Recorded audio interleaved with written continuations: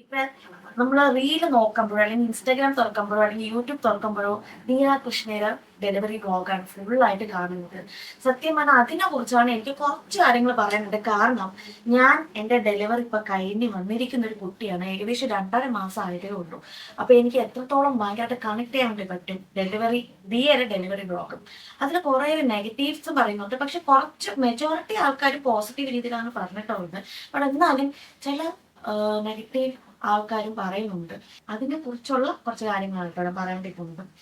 എനിക്ക് ആദ്യം തന്നെ ദിയ കൃഷ്ണയുടെ ഡെലിവറി വ്ളോഗ് കണ്ടപ്പം സത്യം എനിക്ക് അസൂയ തോന്നി. ഫസ്റ്റ് തിങ് വേറൊന്നും കൊണ്ടല്ല, ഫാമിലി സപ്പോർട്ട് അങ്ങനത്തെ കാര്യങ്ങളൊന്നുമില്ല. കാരണം എനിക്ക് നല്ലൊരു ഫാമിലി തന്നെ ദൈവാനുഗ്രഹം തന്നത്.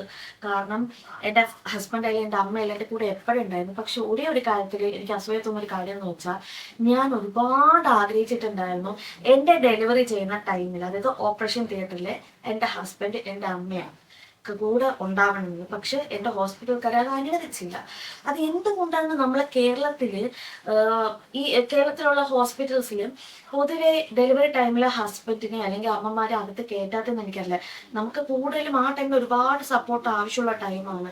മെന്റലി ഭയങ്കര സപ്പോർട്ട് ആവശ്യമാണ്. നമുക്ക് എത്ര നഴ്സുമാരുണ്ടെന്ന് പറഞ്ഞാൽ അല്ലെങ്കിൽ എത്ര ഡോക്ടർമാരുണ്ടെന്ന് പറഞ്ഞാൽ ഒന്നും നമുക്ക് ആ സപ്പോർട്ട്, നമുക്ക് ഫാമിലി തരുന്ന സപ്പോർട്ട് നമുക്ക് ഒരു ഡോക്ടർമാരോ ഒരു നഴ്സുമാരോ നമുക്ക് തരില്ല.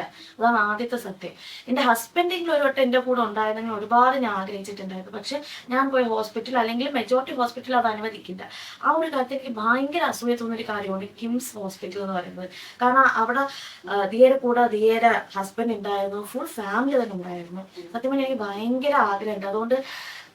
അതുകൊണ്ട് എനിക്ക് മാത്രമല്ല, മേ ബി ഈ ഒരു ഡെലിവറി ടൈമിൽ കടന്നു പോകുന്ന എല്ലാ പ്രഗ്നന്റ് ആൾക്കാരും ആഗ്രഹിക്കുന്ന ഒരു കാര്യമാണ് അവരുടെ ഹസ്ബൻഡ് അല്ലെങ്കിൽ അവരുടെ ഫാമിലി ഡെലിവറി ടൈമിൽ അവരുടെ കൂടെ ഉണ്ടാവണം എന്നുള്ളത്.